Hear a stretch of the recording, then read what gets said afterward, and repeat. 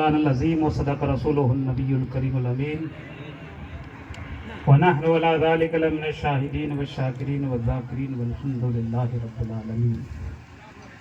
بعد توحید کے متوالو، شمع رسالت کے پروانو، غوث اعظم کے دیوانوں، آئیے ہم اور آپ سب مل کر آقائے نامدار مدینے کے تاجدار حضور احمد مجتبیٰ محمد مصطفیٰ صلی اللہ تعالیٰ علیہ وسلم کی بارگاہ بےکس پناہ میں درود و سلام کا نذرانہ عقیدت پیش کریں اور پڑھیں بآواز بلند درود پاک۔ اللہم صلی علی سیدنا مولانا محمد اللہم صلی علی سیدنا و شفیعنا و نبینا و مولانا محمد مبارک وسلم۔ صلاۃ و سلام علیک یا رسول اللہ، صلاۃ و سلام علیک یا حبیب اللہ صلی اللہ تعالیٰ علیہ وسلم۔ تمام تعریف اللہ تبارک و تعالیٰ کے لیے ہے کہ جس نے ہم سب کو انسان بنایا، اور رب کے کروڑوں احسان ہیں کہ انسان بنانے کے بعد اللہ تبارک و تعالیٰ نے حضور احمد مجتبیٰ محمد مصطفیٰ صلی اللہ تعالیٰ علیہ وسلم کی امت میں پیدا فرمایا۔ اس کے بعد رب نے یہ خاص کرم کر دیا کہ اللہ تبارک و تعالیٰ نے ہم کو غوث اعظم کا دیوانہ بنایا۔ عزیزان ملت اسلامیہ، رب کے یہ کروڑوں احسان ہیں کہ اللہ تبارک و تعالیٰ نے ہمیں پھر اپنی زندگی میں ایسی محفلیں سننے اور سنانے کا موقع عطا فرمایا۔ میرے محترم بزرگوں، عزیز دوستوں، وقت زیادہ نہیں ہے، علماء اکرام کا جمع غفیر ہے اور خصوصی خطاب کرنے والے خطبہ حضرات بڑی دور دراز سے تشریف لائے ہیں، ان کو بھی اپنا وقت دینا ہے۔ اور میرے بعد استاذ محترم مولانا محمد حسین صاحب کا خطاب ہوگا۔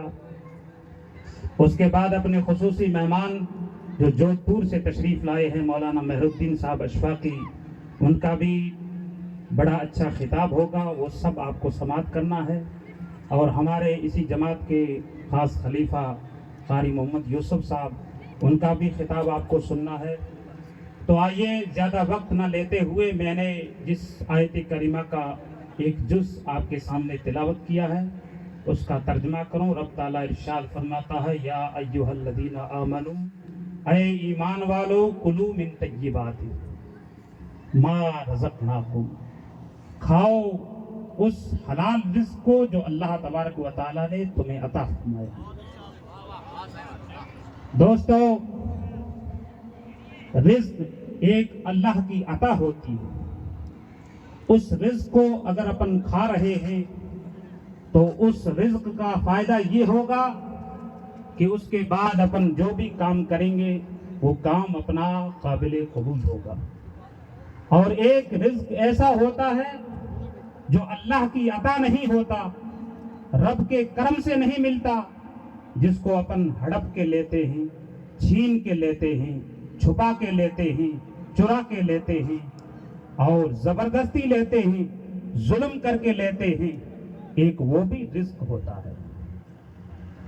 عزیزان محترم، میں آپ کو بتاتا چلوں، علماء اکرام کا جمع غفیر ہے، بڑی ذمہ داری سے عرض کرنا چاہتا ہوں کہ ساری جو یہ دنیا کے اندر نیکیاں اپن کر رہے ہیں، عبادتیں کر رہے ہیں، نمازیں پڑھ رہے ہیں، روزے رکھ رہے ہیں، زکاتیں دے رہے ہیں، دیگر جو نیک اعمال کر رہے ہیں، ان سب کا دار و مدار روزی حلال روزی پر ہے۔ بے شک آپ کا رزق حلال نہیں تو آپ کی نماز قبول نہیں، آپ کا رزق حلال نہیں تو آپ کے روزے قبول نہیں، آپ کا رزق حلال نہیں تو آپ کا حج قبول نہیں، آپ کا رزق حلال نہیں تو آپ چاہے 11ویں شریف کے اندر جو حصہ دیتے ہیں وہ بھی آپ کا قبول نہیں۔ رزق کا حلال ہونا ضروری ہے، بڑی کڑوی بات ہے، لیکن میں ذمہ داری سے عرض کرنا چاہتا ہوں، عزیزان محترم، رزق حلال، اس کی حفاظت کرنا، اس کو کمانا اور اس کو سنبھال کے رکھنا، پھر اس کو اللہ کی راہ میں خرچ کرنا، پھر دیکھنا اس کا رزلٹ کیا آتا ہے، پھر دیکھنا اس کی برکت کیا ہوتی ہے۔ آج دیکھو اس علاقے کے اندر، آپ دیکھو چاروں طرف مایوسی نظر آتی ہے، بے برکتی نظر آتی ہے۔ آپ دوسرے علاقوں میں جا کر کے دیکھیے، ہم جیسلمیر کی طرف جاتے ہیں تو چاروں طرف نہریں جاری ہیں، اس سے آگے پنجاب کی طرف جاتے ہیں چاروں طرف پانی پانی نظر آتا ہے۔ ادھر آپ گجرات کے علاقے آپ جاتے ہیں، وہاں جا کر کے دیکھو چاروں طرف پانی پانی نظر آتا ہے۔ ادھر آپ کنٹھے کے علاقے میں چلے جائیے، وہاں بھی اللہ کی نعمتیں نظر آتی ہیں۔ لیکن اس علاقے میں کیوں؟ میں آپ کو بتانا چاہتا ہوں، میں بھی آپ کے یہاں کا ہوں، اچھی طرح جانتا ہوں کہ اپن کس طرح سے اپنی حلال روزی کے اندر ملاوٹ کرتے ہیں۔ 50,000 روپے جو بندہ کما کے آیا ہے، رزق حاصل کرنے کے لیے، کاروبار کرنے کے لیے، دھندا کرنے کے لیے اپنے گھر سے نکلا، وہاں جا کر کے سفر کی صعوبتیں برداشت کیا اور دور رہ کر کے کتنی مشکلوں کا سامنا کیا اور حلال رزق کمایا۔ آخر میں جب اس کی نیت بدل جاتی ہے، اگر اس 50,000 روپے کے اندر آپ نے ایک 50 پیسے بھی اس میں حرام کے شامل کر دیے، علماء کرام کا ذمہ غفیر ہے، بڑی ذمہ داری سے کہتا ہوں وہ آپ کے 50,000 وہ بھی حرام ہو۔ اللہ پھر اگر اس 50,000 میں آپ زکات دیتے ہیں، اعلیٰ حضرت فاضل بریلوی کی بارگاہ میں ایک آدمی حاضر ہوتا ہے، اس نے پوچھا اے امام احمد رضا، میں آپ سے ایک سوال پوچھنا چاہتا ہوں، اس کا جواب عنایت فرمائیں۔ اعلیٰ حضرت فرماتے ہیں پوچھو کیا پوچھنا چاہتے ہو؟ وہ سائل پوچھتا ہے کہ ایک آدمی حرام کماتا ہے پھر اس سے زکات دیتا ہے، اس کے بارے میں کیا جواب ہے؟ اس کا کتنا ثواب ہے؟ اس کو کیا ملے گا؟ جواب ملتا ہے کہ کپڑا ناپاک ہو پھر اس کو اگر پیشاب سے دھویا جائے اس سے کیا پاکی حاصل ہوگی یا نہیں ہوگی؟ بس اسی طرح ہے، تم نے جو حرام مال کمایا ہے اس میں اگر زکات دیتے ہو تو ناپاک کپڑے کو پیشاب کے اندر دھو، چاہے تمہارے حرام مال سے زکات نکال کر کے مدرسوں میں دو۔ بہت اچھا، واہ۔ عزیزان محترم، یہ بڑا پوائنٹ ہے، اپنا رزق حلال کرو۔ 11ویں شریف مناتے ہو اچھی بات ہے، مدرسے آباد رکھتے ہو اچھی بات ہے، مسجدوں میں امداد کرتے ہو اچھی بات ہے، غریبوں کی آپ مدد کرتے ہو یہ اچھی بات ہے، مظلوموں کی مدد کرتے ہو یہ اچھی بات ہے، لیکن ان سب سے پہلے آپ کو اپنے رزق کو حلال کرنا ہوگا۔ اگر آپ کا رزق حلال نہیں ہے، عزیزان محترم، آج دیکھیے نماز پڑھتے ہیں، نماز کا اثر اپنے گھروں میں نہیں آتا ہے، زکات دیتے ہیں، زکات کا اثر اپنے گھروں میں نہیں آتا ہے، اللہ کی راہ میں خرچ کرتے ہیں، اس کا اثر اپنے گھروں میں نہیں آتا ہے۔ علماء کرام سے پوچھئے یہ کیوں؟ ہم نماز پڑھتے ہیں، نماز سے محبت نہیں ہوتی ہے، ہم نماز پڑھتے ہیں، ہماری دعائیں قبول نہیں ہوتی ہے، ہم زکات دیتے ہیں، ہماری زکات نہ جانے کیوں قبول نہیں ہوتی ہے۔ دوستو، مال ہم زکات دیتے ہیں، مال بڑھتا نہیں ہے، 11ویں شریف مناتے ہیں، مال بڑھتا نہیں ہے، پھر لوگ مذاق کرتے ہیں کہ ہم نے پچھلی سال ہم زکات اکٹھا کرنے جاتے ہیں، لوگ کہتے ہیں مولانا آپ کہتے ہو اللہ کی راہ میں آپ 5 روپے خرچ کرو، اللہ تبارک و تعالیٰ تمہیں 50 عطا فرمائے گا۔ بڑے مذاقی انداز میں کہتے ہیں ہم نے 50 خرچ کیے، اس کا ہمیں کوئی بدلہ نہیں ملا۔ ہاں دوست، اگر آپ کی کمائی حلال ہے، اس میں اگر تو 50 پیسے دیتا ہے تو اللہ تعالیٰ تمہیں 50,000 عطا فرمائے گا۔ اگر حرام کے پیسے تیرے اکٹھا ہیں، اس سارے کے سارے اٹھا کر کے اللہ کی راہ میں دے دے، لیکن اللہ تبارک و تعالیٰ تمہاری روزی میں برکت عطا نہیں فرمائے گا۔ عزیزان محترم، اللہ کے نبی صلی اللہ تعالی علیہ وسلم کی بارگاہ نعرہ تکبیر، نعرہ تکبیر، نعرہ رسالت، یا رسول علماء اہل سنت، حضرت علامہ مولانا مہر الدین صاحب اشفاقی، نعرہ تکبیر، نعرہ رسالت، یا رسول اللہ۔ تو دوستو، اپنی جو رزق ہے، اپنی جو روزی ہے اس کو حلال بناؤ۔ آج دنیا کے اندر آپ مال اکٹھا کرتے جاتے ہو، کسی کی جیب پھاڑ کے لاتے ہو، کسی سے چرا کے لاتے ہو، کسی کا ہڑپ کے لیتے ہو، کسی کے کھیت میں کیا سے کیا اٹھا لیتے ہو، بازار جاتے ہو تو وہاں جو جس کا سبزی کا ٹھیلا لگا ہوا ہے بغیر اجازت کے اس میں ایک گاجر اٹھا دیتے ہو، ایک انگور اٹھا دیتے ہو۔ آپ سوچتے ہوں گے کہ اس کے بدلے میں ہمیں کچھ نہیں ہونے والا۔ علماء کرام سے پوچھئے، وہ بھی بہت بڑا گناہ ہے، آپ پیٹ میں کھاتے ہو۔ عزیزان ملت اسلامیہ، حدیثوں سے ثابت ہے اگر آپ نے حرام کھایا ہے، حرام کھانے سے آپ کے جسم میں جو خون بڑا ہے، جو گوشت بڑا ہے، وہ خون، وہ جسم، وہ گوشت، وہ آپ کے اعضاء जन्नत में दाखिल नहीं होंगे जो आपने हराम खा खा करके उसको मोटा किया है, हराम खा खा करके उसको बड़ा किया है। अजीजान मिल्लत इस्लामिया हजरत साद बिन नबी वक़ास रज़ी अल्लाह ताला अन्हु साहबी रसूल अल्लाह के नबी की बारगाह में हाजिर होते हैं, कहते हैं या रसूल अल्लाह, मेरे माँ बाप आप पर कुर्बान हो जाएं, मेरी दुआ कबूल होने का कोई तरीका बताओ, मैं ऐसा मुस्तजाब दावत हो जाऊं कि अल्लाह तबारक व तआला मेरी दुआ कबूल फरमाए। मेरे आका अलैहिस्सलातु वस्सलाम ने एक पैगाम दिया था, आप भी उस पर अमल करो। अल्लाह के नबी ने फरमाया आपकी रोजी हलाल होनी चाहिए, आपका रिज्क हलाल होना चाहिए, हराम का एक लुक़मा भी शामिल मत करना, अल्लाह ताला आपकी दुआओं को कबूल। वाह सुभान अल्लाह, बहुत अच्छा। वाह अजीजान मोहतरम, हम यहाँ इकट्ठा करते जाते हैं। कुछ साल आपने पहले सुना होगा नोटबंदी का दौर आया था, हमारे बड़ों ने न जाने कहां कहां से पैसे इकट्ठा किए थे। दोस्तों सभी हजरात नाराज मत होना कि हमको कह रहे हैं, मैं ये नहीं कहता किसके पास पैसा हलाल का है किसके पास हराम का है, लेकिन मैं उनसे कहना चाहता हूं जो हराम की दौलत को इकट्ठा करते हैं। अजीजान मोहतरम, नोटबंदी का दौर आया, मोदी ने अपना ऐलान जारी कर दिया, रात के वक्त कहा कि इतने इतने 500 के नोट बंद, 2000 के नोट बंद, 1000 के नोट बंद। ये सारा नोटबंदी का जो माहौल आया, उससे पहले लोगों के पास कितनी दौलत थी।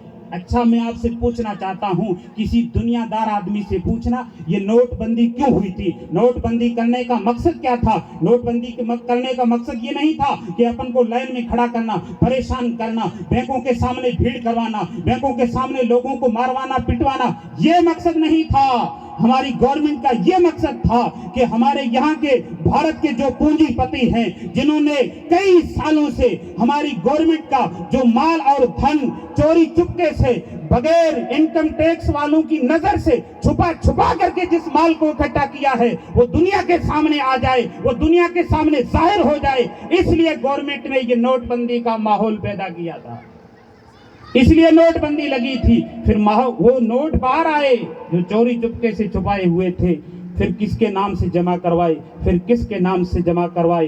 दोस्तों, ये हिंदुस्तान की गवर्नमेंट नोटबंदी लगाती है तो अपना नकली माल सारा बाहर आ जाता है।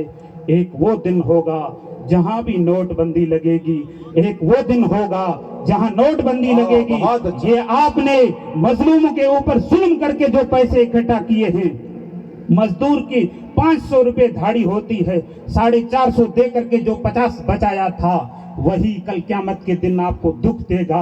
और आप जहां मजदूरी करने जाते हो, पूरा दिन ईमानदारी से काम नहीं करते हो, घर का मालिक थोड़ा दूर हो जाता है, 1 घंटा आराम करते हो, उस घंटे के जो 40-45 रुपए जो तुम्हारे खाते में आते हैं, वही तुम्हारे लिए नुकसानदा होंगे। अजीजान मोहतरम, और सबसे बड़ी बात, हमारे इस इलाके में सूद आम हो चुका है।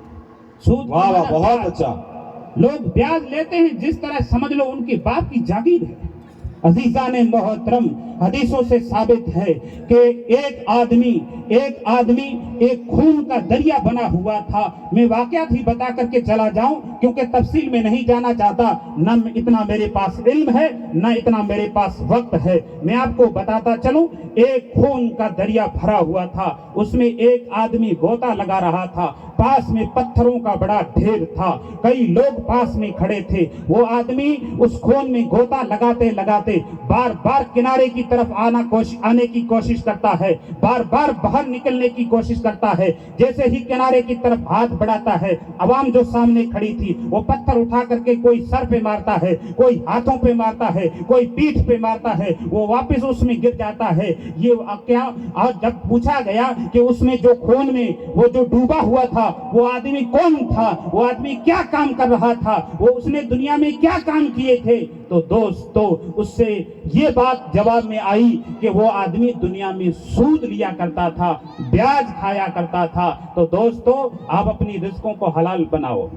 वाह वाह बहुत। मैंने आपके सामने आयत करीमा का जुज़ पढ़ा है। अल्लाह ताला फरमाता है, ऐ ईमान वालो, उस रिज़्क को खाओ जिस रिज़्क को अल्लाह ने तुम्हें अता फरमाया। इस आयत के पैकर, पीरों के पीर, पीराने पीर दस्तगीर के वालिद मोहतरम हजरत अबू सालेह ने इस आयत का पैकर बन करके बताया था। उलमाए किराम گواہ ہیں، اور آپ نے بارہا یہ واقعہ سنا ہوگا کہ ابو صالح موسیٰ جنگی دوست ایک نہر سے سفر کر رہے تھے اور پانی میں تیرتا ہوا ایک سیب آتا ہے، سیب کو اٹھاتے ہی ایک لقمہ بھرتے ہی پھر کئی میلوں کا سفر طے کرتے ہیں، واپس جاتے ہیں، باغ کے مالک سے ملاقات کرتے ہیں، اس سے کہتے ہیں کہ میں نے اور تو کوئی گناہ نہیں کیا ہے، یہ سیب نہر کے اندر تیرتا ہوا آ رہا تھا، مجھے یہ پتا نہیں تھا کہ کس کا ہے، میں بھوک سے نڈال ہو چکا تھا، جیسے ہی اس سیب کو اٹھایا بھوک کے مارے میں نے ایک لقمہ کھایا ہے، باقی سیب یہ آپ کا صحیح سلامت ہے، لیکن جب کھانے کے بعد مجھے پتا چلا کہ یہ سیب پتا نہیں کس کا ہے، کہاں سے آیا ہے، کون اس کا مالک ہوگا، بغیر اجازت کے میں نے ایک لقمہ اس میں بھر لیا ہے، کل قیامت کے دن رب کی بارگاہ میں کیا منہ دکھاؤں گا۔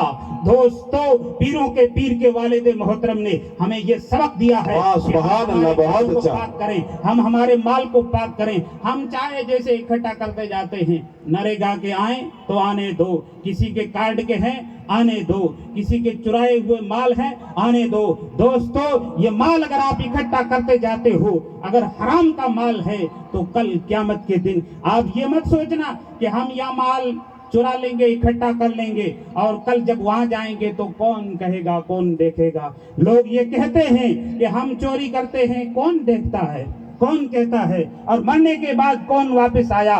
دوستو، اتنا ہی نہیں، علماء کرام گواہ ہیں، اگر آپ نے دنیا کے اندر ہاتھ سے چوری کیا ہے، قیامت کے دن وہ آپ کا ہاتھ بھی پکار اٹھے گا کہ ہاں اس نے چوری کی تھی۔ اگر آپ نے آنکھ سے چوری کیا ہے تو آنکھ بھی آپ کے خلاف کھڑی ہو جائے گی۔ اگر آپ نے کان سے کسی چوری کو انجام دیا ہے تو آپ کا کان بھی آپ کے خلاف پکار اٹھے گا۔ تو دوستو، جتنے بھی اعضاء ہیں، آپ دنیا میں گناہ کرو تو اس بات کو ذہن کے اندر رکھو کہ ہم کو مرنا ہے، قبر میں جانا ہے، اور کل قیامت کے دن رب کی بارگاہ میں کھڑے ہو کر کے ایک ایک گناہ کا حساب چکانا۔ واہ، بہت اچھا۔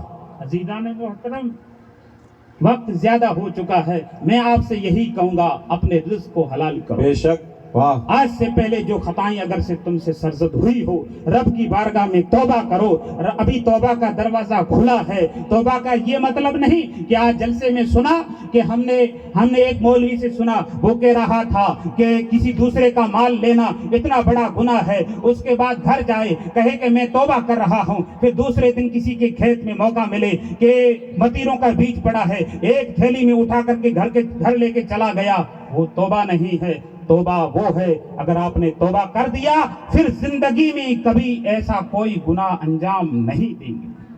عزیزان محترم، وقت زیادہ ہو چکا ہے، رزق اپنا حلال بناؤ۔ اگر آپ کا رزق حلال ہوگا تو نمازیں بھی قبول ہیں، روزے بھی قبول ہیں، زکاتیں بھی قبول ہیں، حج بھی قبول ہیں۔ اگر آپ نے اپنا حلال مال اکٹھا نہیں کیا، حرام مال سے، تو جو کام کیا ہے وہ کام آپ کا بیکار جائے گا، اس کے بدلے میں آپ کو صرف لعنت کے علاوہ کچھ نہیں ملے گا۔ عزیزان محترم، میں نے جو آپ کے سامنے کہا اس میں اگر کوئی غلطی ہوئی ہو، رب کی بارگاہ میں توبہ کرتا ہوں، اور آخری پیغام دیتا ہوں کہ ابھی صبح 8 بجے یہاں پروگرام شروع ہوا تھا، اور آپ کے گاؤں کے بچے بڑا اچھا خوبصورت پروگرام پیش کر رہے تھے۔ یہ آپ کے اس ادارے کے مدرس مولانا حبیب اللہ صاحب انواری، ان کی محنت ہے۔ ہم کافی سال سے یہاں آ رہے ہیں، کبھی شاخ کی جانچ کرنے آتے ہیں، کبھی امتحانی جائزہ لینے کے لیے آتے ہیں، لیکن جب بھی آتے ہیں ہمارا سنی تبلیغی جماعت کا ایک قافلہ آتا ہے، وہ بھی نوٹ لکھ کے آتے ہیں، لیکن ان کا رزلٹ کبھی ڈاؤن نہیں رہتا ہے، ہمیشہ۔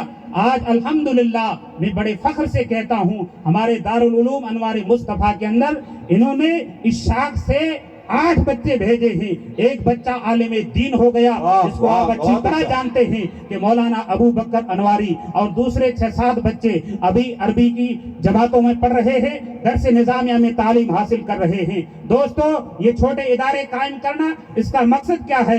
ہم سیلاؤ والے بار بار چکر کیوں لگاتے ہیں، ہم یہاں کیوں آتے ہیں؟ ہمارا مقصد صرف یہی ہے کہ کچا مال یہاں تیار کر کے تم مدرسہ بھیجو، پھر وہاں ہم آپ کو پکا ایک دم ٹکا ٹک بنا کر کے آپ کے حوالے کریں گے۔ دوستو، اگر آپ اپنے بچوں کو مدرسوں کے حوالے نہیں کریں گے تو آپ کے بچے کل کیا بنیں گے؟ آپ کی عزت بھی نہیں کریں گے۔ ہوتا ہے से आता है। तो आपसे अर्ज करता हूँ अपने बच्चों को मदरसों में करें, जिससे बच्चों को वक्त दें बेटा मदरसों में दुनिया के पास तो उसको पता नहीं होगा और इस तहसील का बाबू कौन है। तहसीलदार के बजाय वो बाबू के सामने नमस्कार का होगा। अगर आपने अपने दुनियावी तालीम से आरास्ता कर दिया तो वो अपना मकाम भी जानेगा, अपने बाप का मकाम जानेगा, दुनिया में अपना हक क्या है उस हक को भी पहचानेगा। वक्त ज्यादा हो चुका है, अब मैं अल्लाह की बारगाह में तौबा करता हूँ। अस्तगफिरुल्लाह रब्बी मिन कुल्लि ज़ंबिन व अतूबु इलैहि व मा अलैना इल्लल बलाग। अस्सलामु अलैकुम। लोग हमें इश्क़े सहाबा पे सजा देते गए, लोग हमें इश्क़े सहाबा पे सजा देते गए। कितने नादा हैं कि वो शोलों को हवा देते गए, कितने नादा हैं कि वो शोलों को हवा देते हैं। हर मोड़ पे लिख देंगे हम कहानी अपनी, हर मोड़ पे लिख देंगे हम